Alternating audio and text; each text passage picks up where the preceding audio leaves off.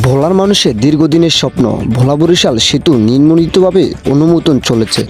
বাংলাদেশ জাতীয় পার্টির চেয়ারম্যান ও ভোলা এক আসনের সংসদ সদস্য আমদানি রহমান পার্থ জানিয়েছেন, সেতু নির্মাণ কাজটি বার্ষিক উন্নয়ন কাজটি নিয়ে সম্পূর্ণ রয়েছে এবং এক ক্লিনিক সভায় খুব শীঘ্রই চূড়ান্ত অনুমোদনের জন্য চূড়ান্ত করা হবে।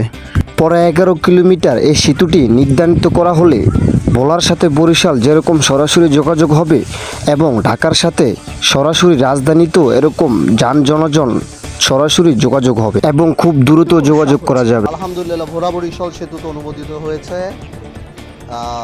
ভোলা বরিশাল সেতু আমরা আগে থেকেই আনঅফিশিয়ালিও কথা বলেছিলাম, পার্লামেন্টেও কথা বলেছি, ইনশাআল্লাহ এটা হয়ে যাবে।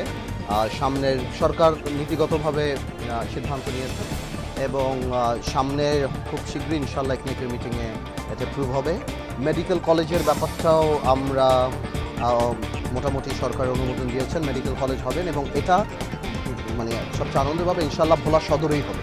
আমি এটা ডাবল কনফার্ম করেছি, ইনশাআল্লাহ ভোলা সদরেই হবে এবং আমরা চাই এটা এমন একটা জায়গাতে হোক যাতে 3-4টা ইউনিয়ন বেনিফিটেড হয়। বিকজ একটা মেডিকেল কলেজ হলে সেখানে ইনফ্রাস্ট্রাকচার ডেভেলপমেন্ট হবে, আরও অনেক কিছু হবে। তো আপাতত তো এই 42 দিনে এই দুটা অর্জন, এখন বাকি সামনে দেখা যাবে ইনশাআল্লাহ। একটা তো একটার সাথে রিলেটেড ইনশাআল্লাহ। এখন যখন ব্রিজের কথা হচ্ছে, ন্যাচুরালি ইনভেস্টররা অনেক বেশি ইন্টারেস্টেড হবে। ভোলার সম্পত্তির দাম বাড়বে, ভোলার জমির দাম বাড়বে, ইনফ্রাস্ট্রাকচার হবে, কমিউনিকেশন বেটার হবে। আর সবচেয়ে বড় কথা, আমি আগেও যেটা বলেছি, এটা আমাদের মৌলিক অধিকার।